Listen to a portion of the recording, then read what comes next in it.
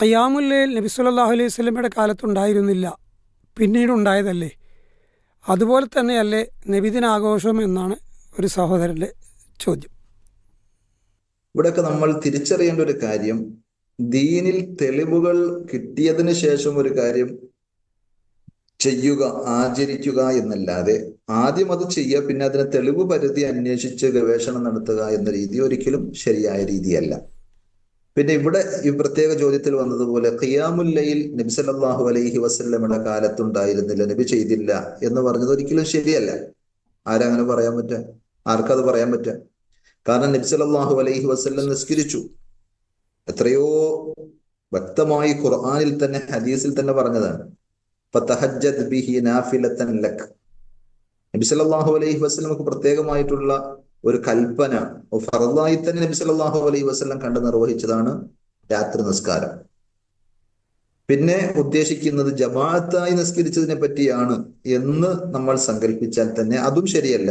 നബി സല്ലല്ലാഹു അലൈഹി വസല്ലം 3 ദിവസങ്ങളിൽ സ്വഹാബികളെ കൂട്ടി പള്ളിയിൽ വെച്ച് ജമാഅത്തായി ഖിയാമുൽ ലൈൽ അഥവാ തറാവിഹ് നമസ്കാരം നിർവഹിച്ചിട്ടുണ്ട്. അത് വളരെ വ്യക്തമാണ്. അപ്പൊ നബി സല്ലല്ലാഹു അലൈഹി വസല്ലം നിസ്കരിച്ച പിന്നെ നിസ്കാരം ആ ജമാഅത്ത് ഒഴിവാക്കിയത് ഖശീതു അൻ തുഫ്റള അലൈക്കും, നിങ്ങൾക്കത് ഫർളാക്കപ്പെടുമോ എന്ന് ഞാൻ ഭയന്നിട്ടാണ്, നിങ്ങൾ നിസ്കരിച്ചോ എന്ന് പറഞ്ഞ് നബി സല്ലല്ലാഹു അലൈഹി വസല്ലം മാറുന്നത്. അതും ഹദീസുകളിൽ വളരെ വ്യക്തമായി നമുക്ക് കാണാം.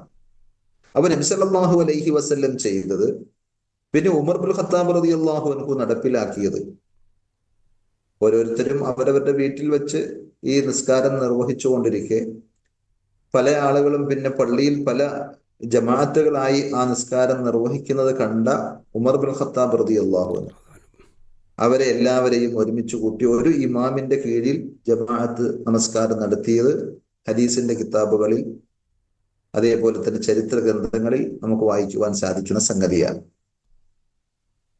ഉമർ ഇബ്നുൽ ഖത്താബ് റളിയല്ലാഹു അൻഹു അദ്ദേഹത്തിന്റെ ഭരണകാലത്ത് അമറ ഉമറു ഉബയ്യ ഇബ്നു കഅബിൻ വ തമീം അദ്ദാരി, അന്നത്തെ വലിയ പണ്ഡിതന്മാരും പ്രമുഖരായ കാര്യങ്ങളുമാണ് ഉബയ്യ ഇബ്നു കഅബ് റളിയല്ലാഹു അൻഹു, തമീം അദ്ദാരി റളിയല്ലാഹു അൻഹു. അവരോട് രണ്ടുപേരോടും ഉമർ റളിയല്ലാഹു അൻഹു ഭരണാധികാരി എന്ന നിലയിൽ കൽപ്പിച്ചു, നിർദ്ദേശം നൽകി, അൻ യഖൂമാ ലിന്നാസി ബി 11 റക്അ, 11 റക്അത്ത് ആളുകൾക്ക് ഇമാമായി നിന്ന് നമസ്കാരത്തിന് നേതൃത്വം കൊടുക്കാൻ, രാത്രി നിസ്കാരം അഥവാ തറാവീഹ് ഖിയാമുൽ ലൈൽ നിർവഹിക്കാൻ കൽപ്പിച്ചു, നിർദ്ദേശം നൽകി എന്നൊക്കെ ഹദീസുകളിലൂടെ വളരെ വ്യക്തമാണ്. ഇതുപോലെയാണോ റബീഉൽ അവ്വൽ മാസത്തിൽ പ്രത്യേകമായി കൊണ്ട് നടക്കുന്ന ആഘോഷവും ചടങ്ങുകളും ആചാരങ്ങളും ഒക്കെ? അതിനെന്തെങ്കിലും തെളിവുകളുണ്ട്? അപ്പോൾ ഇല്ലാത്ത തെളിവുകൾ ഉണ്ടാക്കാൻ വേണ്ടി ഗവേഷണം നടത്തി ഓരോന്ന് വലിച്ചു നീട്ടി ഇത് അതിന് തെളിവല്ലേ എന്ന് പറയുന്നതിനപ്പുറം ഇനി എന്ത് തെളിവ് നമ്മൾ കൊണ്ടുവന്നാലും നമ്മൾ ആദ്യം ആലോചിക്കേണ്ട ഒരു കാര്യം, ഈ തെളിവുകളൊക്കെ ഉണ്ടായിട്ട് നബി സല്ലല്ലാഹു അലൈഹി വസല്ലം അങ്ങനെ ചെയ്തോ? റബീഉൽ അവ്വൽ എത്രയോ വർഷം പ്രവാചകത്വത്തിന് ശേഷം നബി സല്ലല്ലാഹു അലൈഹി വസല്ലമയുടെ ജീവിതത്തിൽ 10-22 വർഷം ചുരുങ്ങിയത് കടന്നു പോകുമല്ലോ. ആ വർഷങ്ങളിലൊക്കെ നബി സല്ലല്ലാഹു അലൈഹി വസല്ലം ഈ തെളിവുകളൊക്കെ ഉണ്ടായിട്ടും അത് ചെയ്ത് നമുക്ക് എന്തുകൊണ്ട് മാതൃക കാണിച്ചില്ല?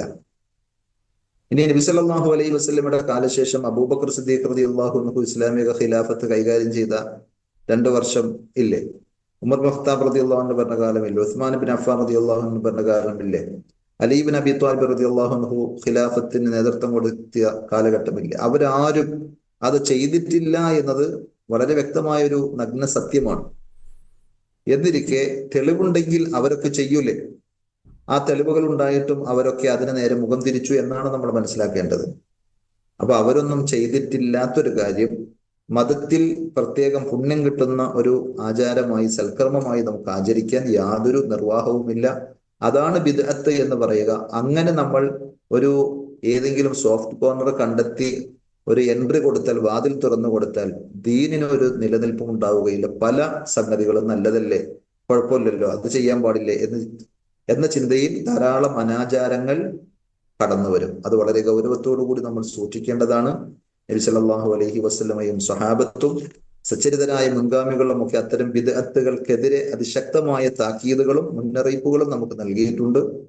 അത് ഗൗരവത്തോടു കൂടി നമ്മൾ കാണണം. അള്ളാഹു നമുക്ക് അതിനുള്ള തൗഫീഖ് പ്രദാനം ചെയ്യുമാറാകട്ടെ.